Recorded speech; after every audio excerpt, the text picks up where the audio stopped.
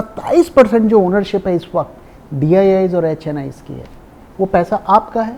लाखों रुपए के लॉसेस हैं और वो लॉसेस इसीलिए हुए खरीदती हैं और वो US गवर्नमेंट को फंड करती है, लेकिन बदले में US गवर्नमेंट को, और ये सबका जो कंबाइंड इफेक्ट होगा वो ये होगा कि वहाँ पर हम ये कह रहे हैं कि अब हमारा डिफेंस कंपनी दुनिया भर में एक्सपोर्ट करेगी। इस थ्योरी को हमें, इस पॉसिबिलिटी के लिए भी हमें तैयार रहना चाहिए कि कहीं अगर आप लंबी इन्वेस्टमेंट करना चाहते हैं, 10 साल 15 साल, करंट मंथ और नेक्स्ट मंथ दोनों में 40 पॉइंट्स का ड्रॉप है, किया जाएगा। यही खेल फिलहाल बनता हुआ दिख रहा है।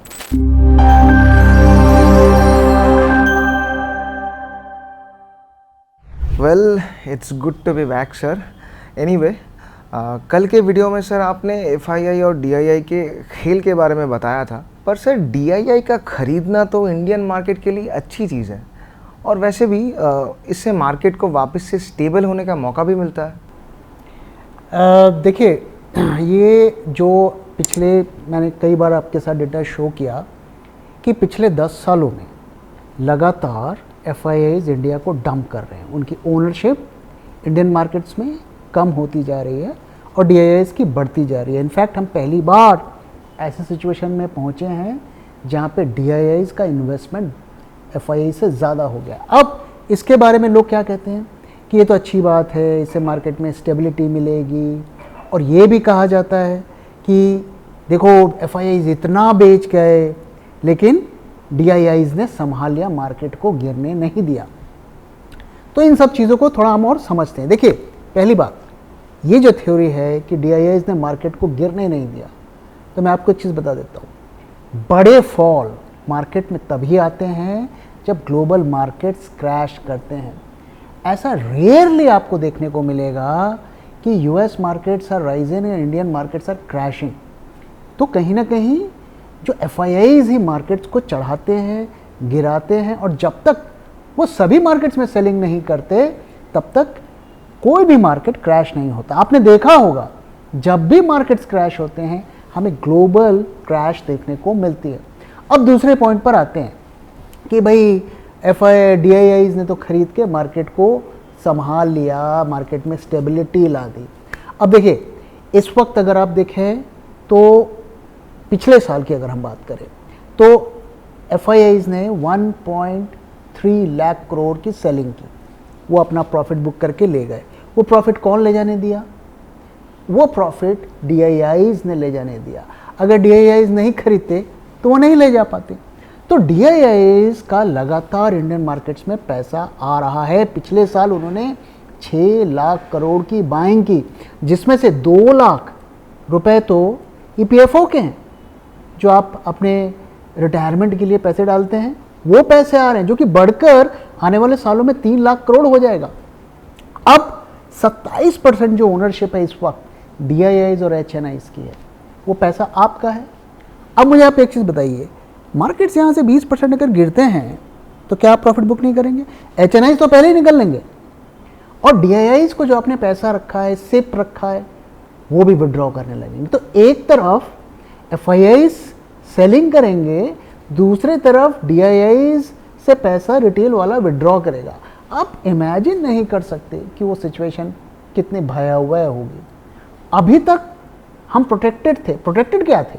लोगों के पोर्टफोलियो में लॉसेस तो हैं ही, लाखों रुपए के लॉसेस हैं, और वो लॉसेस इसीलिए हुए क्योंकि उन्होंने हायर प्राइजेस पे खरीदा और FIIs ने बेचा, और थ्रू म्यूचुअल फंड और थ्रू डायरेक्ट बाइंग सेलिंग आपको लगा कि नहीं नहीं ये मामूली गिरावट, और आपने खरीदा और आप अभी फंस गए।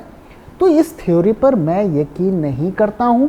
जब तक बाहर का पैसा इंडियन मार्केट्स में नहीं आएगा कंटिन्यूअसली, तब तक इस मार्केट के तेजी का कोई मतलब नहीं है। हम एक दूसरे को माल बेचकर खरीदकर थोड़ा बहुत प्रॉफिट स्क्रीन पर देख लेंगे, लेकिन हम सबकी वेल्थ तभी बनेगी जब बाहर का पैसा इंडिया में आएगा। सर, अभी एक न्यूज़ आई है कि US गवर्नमेंट की जो रेटिंग है वो डाउनग्रेड हुई है। अब सर अचानक से ऐसा क्या हो गया? ओके, तो देखिए, 3 मेजर रेटिंग कंपनीज हैं इस पूरे दुनिया में ग्लोबल लेवल पर जो काम करती हैं। एक उसमें हो गई Fitch, Moody's and standard and poor.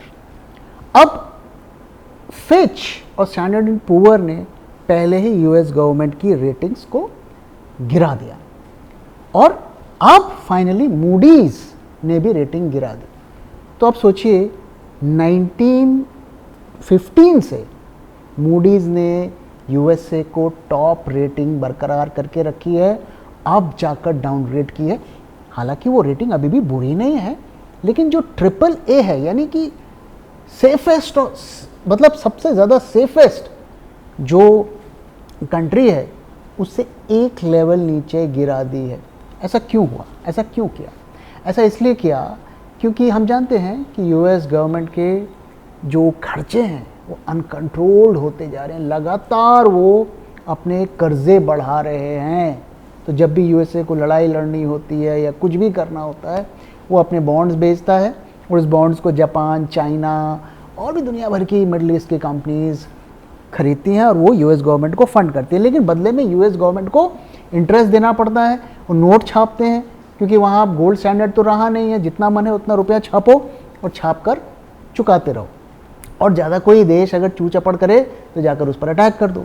तो इस तरीके से वो चला रहे थे, लेकिन अब सिचुएशन अनकंट्रोल्ड लेवल पर चली गई। अब इससे ज़्यादा कर्जा बढ़ाना बहुत ज़्यादा रिस्की। अब देखिए उनकी जीडीपी कितनी है, 29 ट्रिलियन डॉलर्स की, और उनका डेट कितना हो गया है, 35 ट्रिलियन डॉलर्स।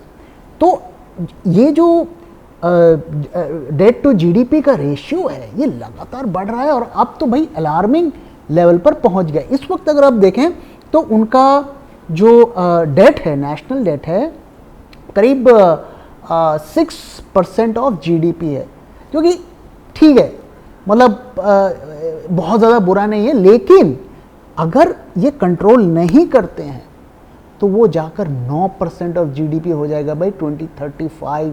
और इसीलिए इन कंपनीज ने फाइनली जो है इसको डाउनग्रेड कर दिया। तो अब तीनों कंट्रीज ने उन्होंने अपने लेवल को घटा दिया, रेटिंग के लेवल को घटा दिया। अब तक क्या था, चलो 3 में से 2 तो कह रहे हैं कि डाउनग्रेड हो गया है, एक तो कम से कम कह रहा है अच्छा है, तो चलो इतनी चिंता की बात नहीं। अब तो तीनों ने घटा दिया, तो ये थोड़ा चिंता की बात है। तो सर इससे यूएस मार्केट और इंडियन मार्केट में क्या असर पड़ सकता है? काफ़ी असर पड़ेगा, काफ़ी असर पड़ेगा। जैसे कि मैंने कहा, अब तक क्या था कि लोग बोलते थे चलो ठीक है 3 में से एक तो अभी भी कह रहा है कि सेफेस्ट है, तो वो इग्नोर कर रहे थे, मार्केट्स भी इग्नोर कर रहा था। लेकिन अब क्या हुआ, तीनों बोल रहे हैं भैया चिंता की वजह है। अब इसका इम्पैक्ट क्या होगा, इसको अगर हम थोड़ा समझें तो पहली चीज़ कि बहुत से ऐसे इन्वेस्टर्स हैं इस दुनिया में जो यूएस ट्रेजरीज में काफ़ी पैसा लगा कर रखे हैं, काफ़ी कंजर्वेटिव हैं वो लोग, और उनका वो पैसा वहीं लगाते हैं जो सेफेस्ट ऑफ ऑल इंस्ट्रूमेंट्स हैं। तो वो कहते हैं भाई हम ट्रिपल ए होगा तभी लगाएंगे। अब आपने एक लेवल गिरा दिया, ट्रिपल ए से AA1 कर दिया, इसका इम्पैक्ट क्या होगी भाई, वो बोलेंगे भाई हमारी तो फिलॉसफी नहीं है, हम तो सिर्फ ट्रिपल ए पे लगाते हैं, तो वो बेचेंगे। अब जैसे ही बेचेंगे तो बॉन्ड यील्ड्स बढ़ेंगे, और बॉन्ड यील्ड्स बढ़ेंगे तो महंगाई बढ़ेगी, लोन के रेट बढ़ेंगे, स्टूडेंट लोन, मॉर्टगेजेस, हर जगह महंगाई बढ़ेगी। दूसरी चीज़ अगर आप देखिए कि मार्केट का एक रूल है कि जब भी रिस्क बढ़ते हैं तो रेट ऑफ इंटरेस्ट बढ़ता है। आप अगर कंपनी के बॉन्ड्स खरीदते हैं, ये कंपनी में एफडी कराते हैं, जो कंपनी जितनी रिस्की होती है वो उतने ज़्यादा इंटरेस्ट रेट ऑफर करती है टू ल्योर द इन्वेस्टर्स कि भाई देखो ठीक है हमारी सिचुएशन उतनी अच्छी नहीं है, तो हम इसको कंपनसेट करने के लिए आपको ज़्यादा रिटर्न दे रहे हैं। तो अब यूएस ज़्यादा इंटरेस्ट उसको देना पड़ेगा यूएस ट्रेजरी में, जो नए बॉन्ड्स को इशू करेगा तो उसे ज़्यादा इंटरेस्ट देना पड़ेगा। तो इसका परिणाम क्या होगा, एक बार फिर वो महंगाई बढ़ाएगा, रेट ऑफ इंटरेस्ट को बढ़ाएगा, और ये सबका जो कंबाइंड इफेक्ट होगा वो ये होगा कि वहाँ पर रिसेशन की प्रोबेबिलिटी और बढ़ जाएगी। आपने नोट किया होगा आज हमारा आईटी सेक्टर 1.5% डाउन रहा, मार्केट ज़्यादा नहीं गिरे और कई सेक्टर्स अप भी रहे, पीएसयू बैंक्स करीब 1.5% अप रहे, आईटी सेक्टर में 1.3% का डाउन हमें देखने को मिला। क्यों? क्योंकि उनकी इनकम सीधा यूएसए से टाइड अप है, और इस इवेंट से रिसेशन की प्रोबेबिलिटी बढ़ गई है, तो इस वजह से वो डाउन रहे। तो आप सीधा कोरिलेशन देख सकते हैं। तो हमारे मार्केट्स पर क्या इम्पैक्ट पड़ेगा? हमारे मार्केट्स पर यही इम्पैक्ट पड़ेगा, अगर वहाँ पे रिसेशन आता है तो हमारी कंपनियाँ जो यूएसए को माल बेचती हैं वो कम बेच पाएंगी, तो इनडायरेक्टली हमें भी उसका इम्पैक्ट पड़ेगा। यूएसए में अगर महंगाई बढ़ती है या वहाँ पर इन्फ्लेशन आता है तो सारी दुनिया पर उसका इम्पैक्ट पड़ता है, उससे कोई नहीं बच सकता। सर डिफेंस स्टॉक के बहुत चर्चे हैं आजकल, तो क्या सर ये जेन्युइन बाइंग है या फिर रिटेलर्स को दोबारा से फंसाया जा रहा है? देखो, इसमें दो चीज़ें हैं। पहली चीज़ तो ये कि पिछले क्वार्टर में उनके रिजल्ट्स अच्छे आए हैं, उनकी ऑर्डर बुक बढ़ी है, इसको हम डिनाई नहीं कर सकते। और जो एक फ्रेश डेवलपमेंट हुई है, ये जो इंडिया पाकिस्तान का कॉन्फ्लिक्ट हुआ है, उसमें ये हुआ कि 50,000 करोड़ गवर्नमेंट्स फ्रेश ऑर्डर्स देगी। ओके, तो अगर आप देखें तो अब हमारा जो डिफेंस का बजट है वो 7 लाख करोड़ हो जाएगा। ध्यान रहे कि ये जो ऑर्डर बुक्स इन कंपनीज़ की आ रही हैं, ये एक्सपोर्ट्स की ऑर्डर्स नहीं हैं। एक्सपोर्ट्स तो हम सिर्फ 21,000 करोड़ का करते हैं और 50,000 तक एक्सपोर्ट जाने में हमें और 5-6 साल लग जाएंगे। तो एक्सपोर्ट तो बहुत छोटा सा हमारा हिस्सा है अगर आप देखें डिफेंस ऑर्डर्स का। तो ये जो भी ऑर्डर बुक मिल रहा है, ये कहाँ से मिल रहा है? भाई हम टैक्स दे रहे हैं या हमारे एजुकेशन या दूसरे जगह से कटौती की जा रही है और वो पैसा यहाँ लाया जा रहा है, क्योंकि नेशनल जो सिक्योरिटी है वो टॉप मोस्ट इम्पोर्टेंस की होती है।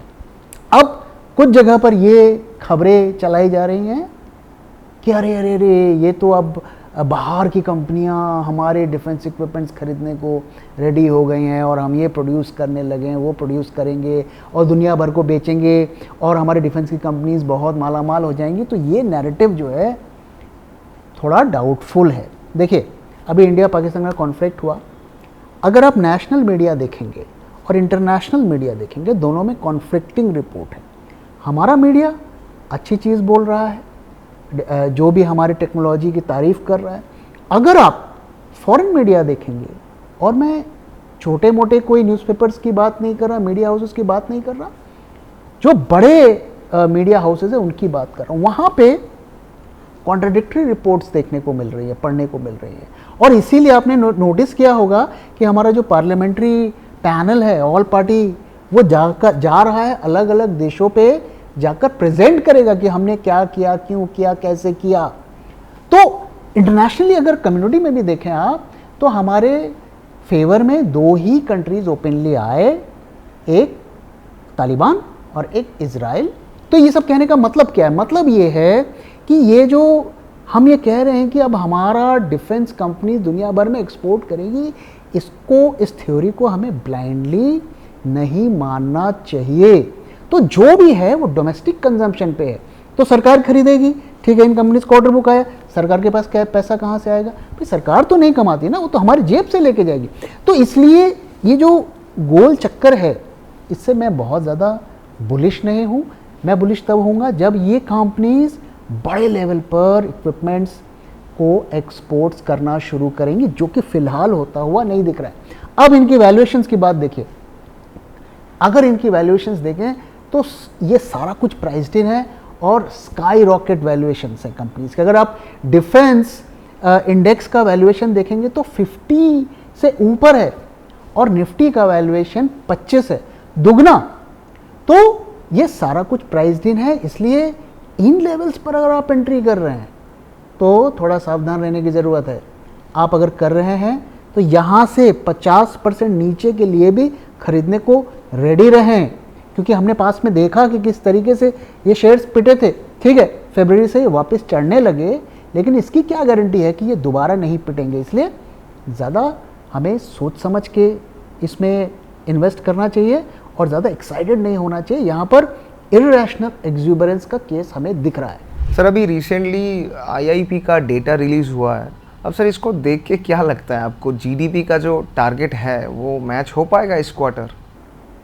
ओके, तो देखो, जीडीपी में इंडस्ट्रियल प्रोडक्शन का डेटा जाता है और ये जो आईआईपी है, इंडेक्स ऑफ इंडस्ट्रियल प्रोडक्शन, इसका जो डेटा आया है Q4 का थोड़ा डिसअपॉइंटिंग है, 3.6% आया है और ये पिछले कई क्वार्टर्स मतलब 8 क्वार्टर्स में सेकंड लोएस्ट है। थोड़ी चिंता की बात है और इस पॉसिबिलिटी के लिए भी हमें तैयार रहना चाहिए कि कहीं हम अपने जीडीपी के एस्टिमेट्स को मिस ना करते, क्योंकि देखिए ये कॉन्ट्राडिक्टरी है। आप कह रहे हैं हमारी जीडीपी ग्रो करेगी और आपका इंडस्ट्रियल प्रोडक्शन नीचे जा रहा है, तो थोड़ा कॉन्ट्राडिक्शन है। इसलिए ये जो मई में जो डेटा वगैरह आएगा इसको थोड़ा हमें केयरफुल रहना पड़ेगा कि मार्केट्स उसको लेकर नेगेटिवली रिएक्ट कर सकते हैं। ओके सर, ऑडियंस के कुछ सवाल ले लेते हैं। सबसे पहले प्रतीक दास जी पूछ रहे हैं कि sir, as a mutual fund investor for 15 year horizon, what we should do? Trust mutual fund और not for long term?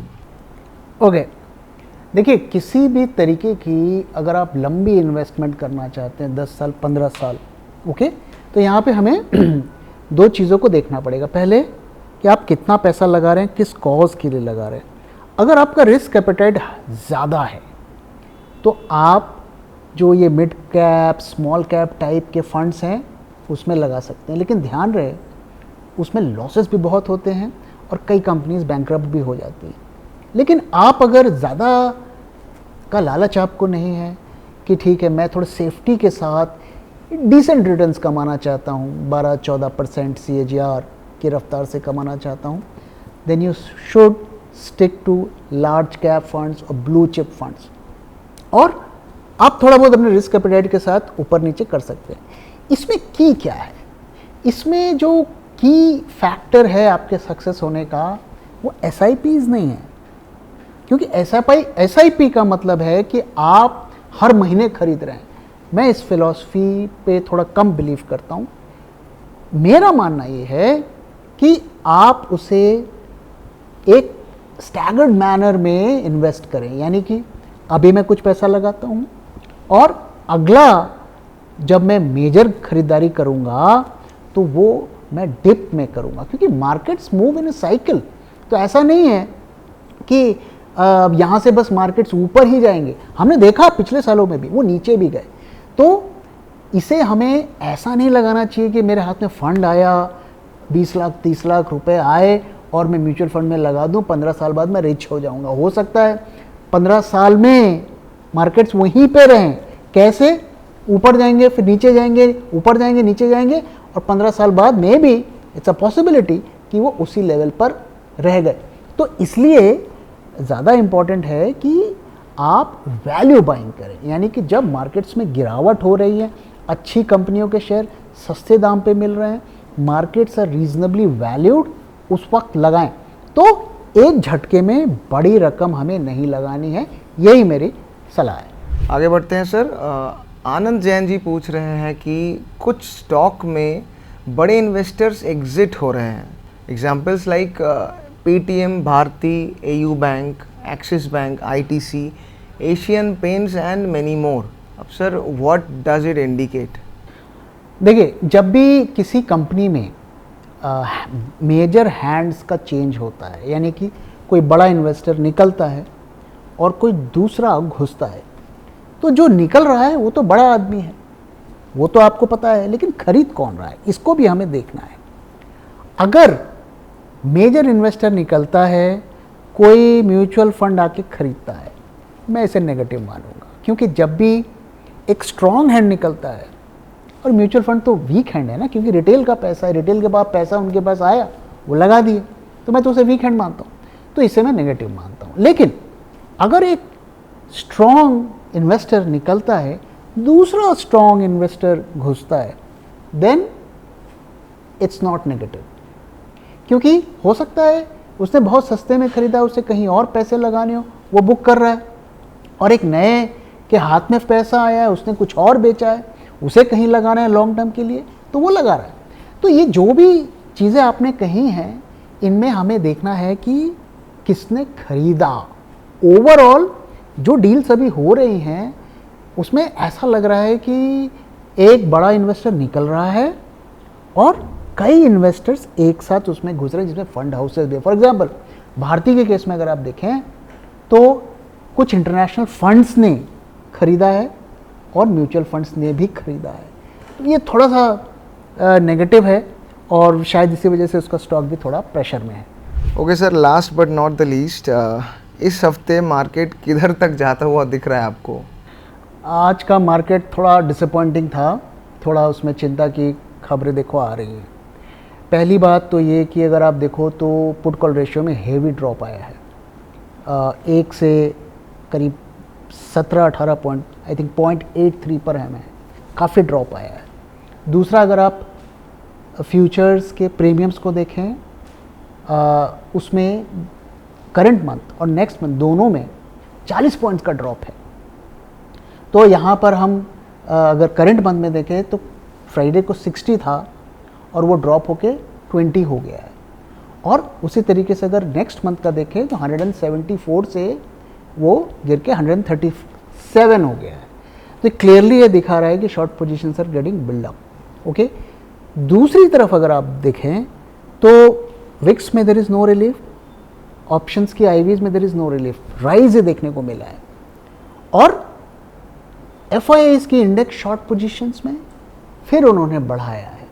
Okay, तो जो मैं थ्योरी आपके साथ बोल रहा था कि मार्केट्स को चढ़ाया जाएगा, यहाँ पे शॉर्ट पोजीशंस को बिल्ड किया जाएगा और फिर स्टॉक्स को डंप किया करके मार्केट गिराया जाएगा और शॉर्ट पोजीशंस में प्रॉफिट बुक किया जाएगा। यही खेल फिलहाल बनता हुआ दिख रहा है। चार्ट्स में मैं देखूं, एक चिंता की बात दिख रही है मुझे, और वो है कि पिछले हाई से हम काफ़ी हाई पहुँचे, लेकिन पिछले हाई का जो MACD था उससे हमारा करंट MACD काफ़ी नीचे है।